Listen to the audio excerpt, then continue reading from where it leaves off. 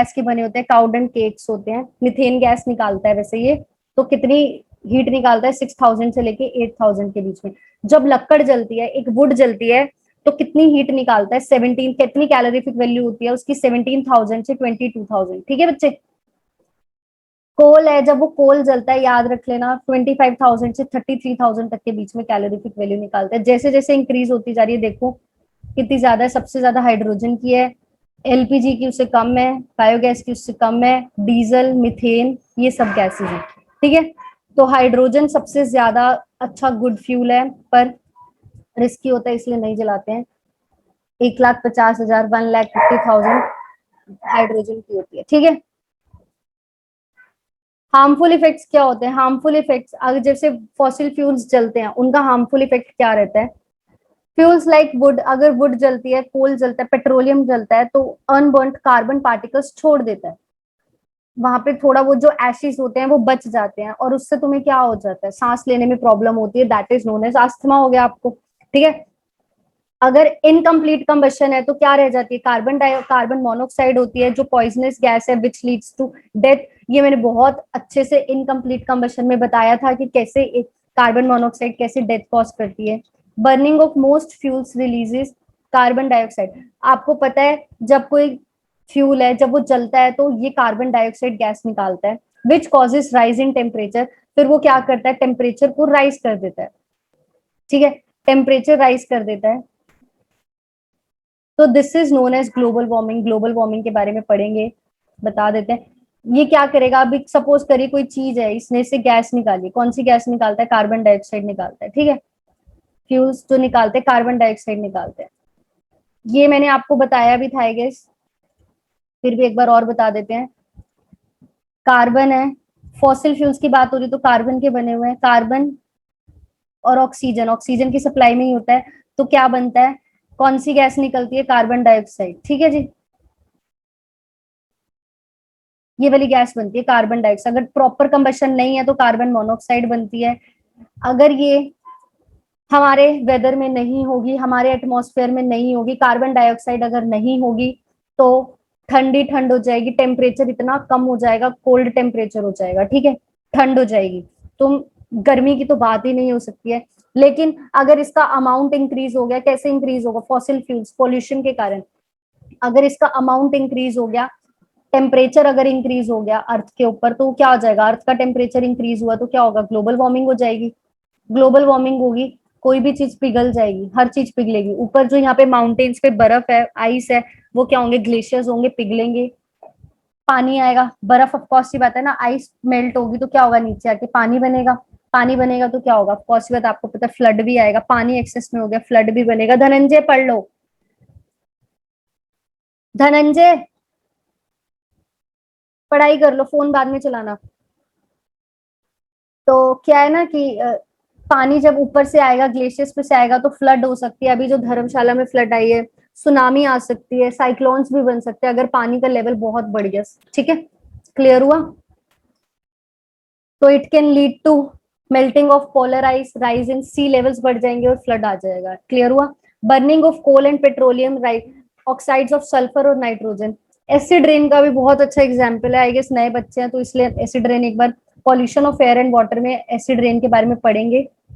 अभी के लिए ये याद रखिए, जो व्हीकल्स होते हैं उसमें से नाइट्रोजन गैस निकलती है और सल्फर गैस निकलती है। जो व्हीकल्स होते हैं, जब तुम चलाते हो ना उन्हें, तो कार्बन भी निकलती है, कार्बन डाइऑक्साइड तो निकल ही रही है, सल्फर गैस भी निकलती है, और नाइट्रोजन डाइऑक्साइड और सल्फर डाइऑक्साइड निकलती है। कौन सी गैसेस निकलती है व्हीकल्स पे चलने से? पेट्रोल्स में से नाइट्रोजन डाइऑक्साइड और सल्फर डाइऑक्साइड गैस। तो वो क्या करेंगे? पानी के साथ इन्वॉल्व हो जाएंगे, रेन वाटर के साथ, और एसिड रेन करेंगे। ये pollution of air and water में बहुत अच्छे से पढ़ाऊंगी एक बार।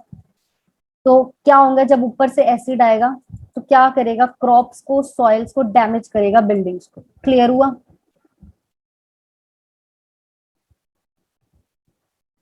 चलो, डाउट है किसी को इतने में? फिर एक बार एसिड रेन पढ़ लेते हैं थोड़ा सा। किसी को कोई डाउट है? पूछ लीजिए। Is anybody has any doubt और नॉट? अगर किसी के पास जेन्युइन डाउट हो, ही और शी के नाम, अगर कोई बहस वाला क्वेश्चन हो, डिबेट हो, तो प्लीज मत करना। हाँ जी बच्चे बोलिए।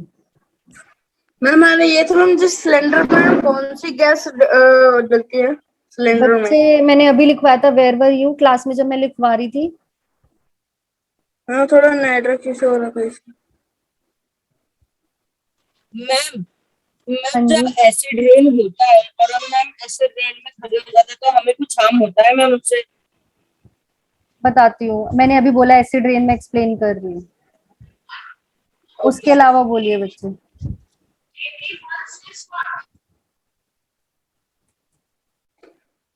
ये ऑप्शन मैंने इसलिए लिखवा दिए हैं बच्चे एक बार, क्योंकि पेपर में कभी पूछ लेते हैं, ऑप्शन दे देते हैं ब्यूटेन और propane, butane propane ethane, butane propane methane.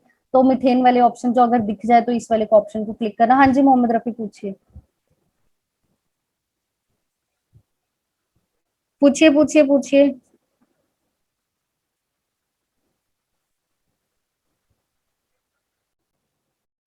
अगर किसी ने कोई क्वेश्चन नहीं पूछना होता तो प्लीज हैंड डाउन कर लीजिए, करिए ना, ऐसे टीचर। मैम ग्लोबल मैम हाँ जी ग्लोब मैम CO2 से कौन सा ऊर्जा नहीं होता है मैम? क्या?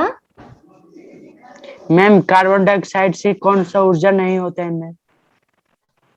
ऊर्जा मतलब बच्चे? मैम RIMC में आया था मैम क्वेश्चन। क्या क्वेश्चन था बच्चे? मैम था which of the following type of source of energy do not produce CO2? अच्छा कौन? एग्जाम्पल था मैम हाँ जी पूछिए, ऑप्शन दीजिए। एग्जाम्पल था ma'am wind energy, hydro electrostatic energy, जेथोमेटिकल energy, all of these. Geothermal, bio और कौन सी है? जियोथर्मल एनर्जी है, दूसरी कौन सी है? Bind energy, wind energy. अच्छा और हाइड्रो ये कोई भी? हाइड्रो से हाँ जी ठीक इलेक्ट्रिक। है ठीक है ठीक है ठीक है ठीक है ठीक है, ओके ओके ओके, ऑप्शन मैं बता देती हूँ। ये एलपीजी में होती है, एक बार क्लियर कर देते हैं, ये बच्चे का डाउट है। आप लोग इसमें मुझे एक बार प्लीज ये बताइए कि इसमें से 8th क्लास में भी बच्चे हैं जो RIMC की तैयारी कर रहे हैं? एक बार थम्स अप करना अगर कोई बच्चा ऐसा है जो RIMC की प्रिपरेशन कर रहा है। एक बार थम्स अप करिए जो RIMC की प्रिपरेशन कर रहा है बच्चा। ओके ओके ओके, RIMC वाले हो, फिर एक सैम्पल पेपर सॉल्व किए करेंगे, ठीक है जी। ओके सुन लीजिए एक बार, एसिड रेन फिर बाहर का टॉपिक है, उसको बाद में करेंगे। पोल्यूशन, फिर बच्चे का डाउट क्लियर करते हैं। कार्बन डाइऑक्साइड बच्चे तब निकलती है, CO2 गैस कब निकलती है, एक बार ये क्लियर कर लेते हैं। CO2 गैस जब निकलती है जब हमारे पास कोई कार्बन का फॉसिल फ्यूल होता है, कोई फॉसिल फ्यूल होता है, ठीक है, सपोज किए कुछ भी हो सकता है, कोयला, पेट्रोल, डीजल, कैरोसिन, है ना। ये जब जलते हैं किसकी प्रेजेंस में जलते हैं? ऑक्सीजन की प्रेजेंस में जलते हैं, तो कार्बन डाइऑक्साइड बनती है, ठीक है। जितने भी फॉसिल फ्यूल्स होंगे, जितने भी फॉसिल फ्यूल्स होंगे वो एमिट करेंगे कार्बन डाइऑक्साइड। यहीं पे यही लिखा है, ये देख लीजिए। Burning of coal and petroleum releases oxide, ये वाला ऑप्शन कहाँ गिरा? बर्निंग ऑफ मोस्ट फ्यूल्स जो होते हैं, फॉसिल फ्यूल्स होते हैं जो बर्न होते हैं, कार्बन डाइऑक्साइड निकालते हैं, ठीक है। लेकिन यहाँ पे देख लीजिए, ये तो कार्बन डाइऑक्साइड निकालते हैं। जो नेचर वाले होते हैं ना, नेचुरल होते हैं, जिनसे कोई पोल्यूशन नहीं होता, इनसे पोल्यूशन होता है, ठीक है। इनसे पोल्यूशन नहीं होता है, कौन से होते हैं? कोई भी एनर्जी है, नेचुरल एनर्जी जो है, विंड एनर्जी हो गया, विंड एनर्जी हो गया, जियोथर्मल एनर्जी हो गया, अर्थ वाली जो अर्थ का टेम्परेचर वाली जो एनर्जी होती है, जियोथर्मल एनर्जी नेचुरल है ये, ठीक है। हाइड्रो पावर एनर्जी, पानी वाली एनर्जी, जो पानी बनता है जिससे, पानी से जो एनर्जी बनती है, सॉरी, हाइड्रो पावर एनर्जी।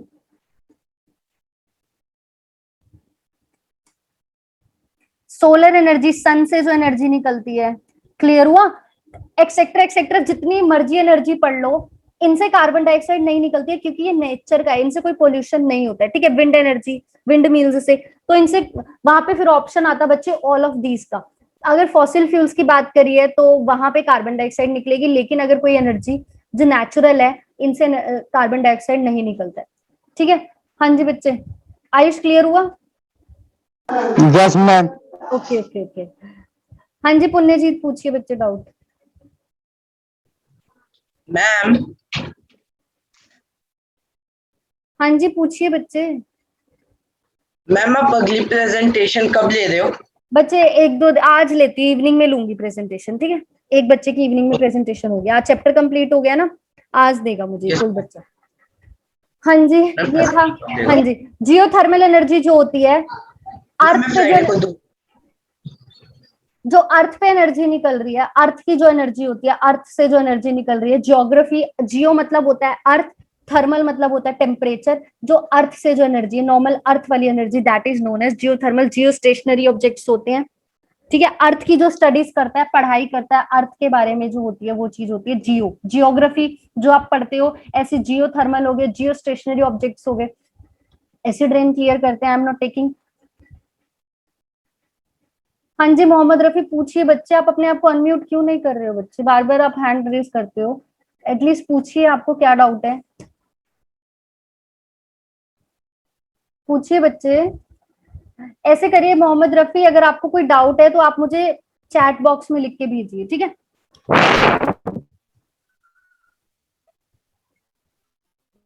थोड़ा सा एसिड रेन के बारे में बता देते हैं, वैसे तो pollution of air and water में करेंगे बहुत अच्छे से acid rain, we will be discussing it.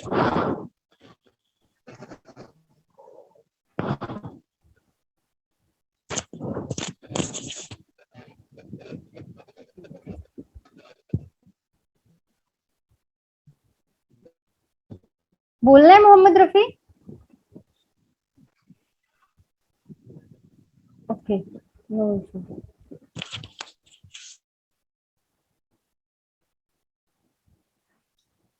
अब क्या है, ये हमारा एयर के अंदर क्या होते हैं, एयर के अंदर जो कॉम्पोजिशन होती है एयर की क्या रहती है, 78% इसमें नाइट्रोजन होती है, ये 78% इसमें नाइट्रोजन है, ये नाइट्रोजन होती है, और 21% इसमें ऑक्सीजन होती है। ऑक्सीजन कितना होता है, 21% होता है, ठीक है।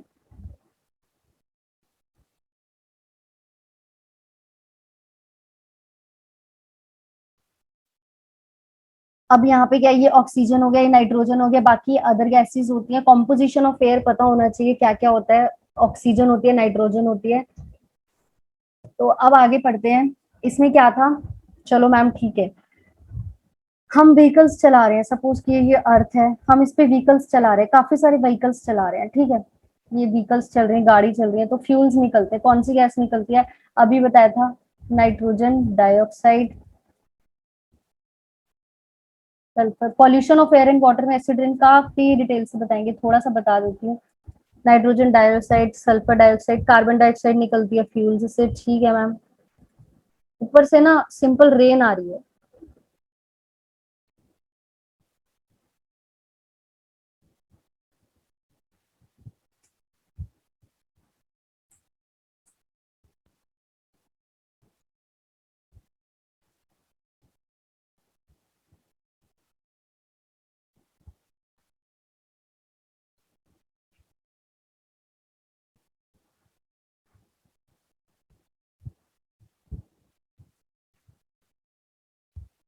ये दिख रहा है एसिड रेन का डायग्राम, फटाफट यहाँ से क्लियर करते हैं। एसिड रेन का डायग्राम दिख रहा है ना सबको, ओके। तो क्या होता है, ये व्हीकल्स है, ये सॉरी अर्थ है हमारी, ऊपर रेन है, रेन दिख रही है आप सबको, ऊपर से ना सिंपल वाटर आ रहा होता है, ठीक है। सिंपल, ये एक बार डायग्राम देख लीजिए, H2SO4 दिख रहा है, HNO3 दिख रहा है, विंड दिख रही है, सन दिख रहा है, क्लाउड्स दिख रहे हैं, क्लाउड्स वाटर, इवेपोरेशन दिख रहा है, ठीक है, दिख रहा है ना। अब ऊपर से नॉर्मल रेन आ रही है, कैमरास ऑन करना अपने फटाफट से, अटेंडेंस मार्क करी हूँ इसलिए बोल रही हूँ।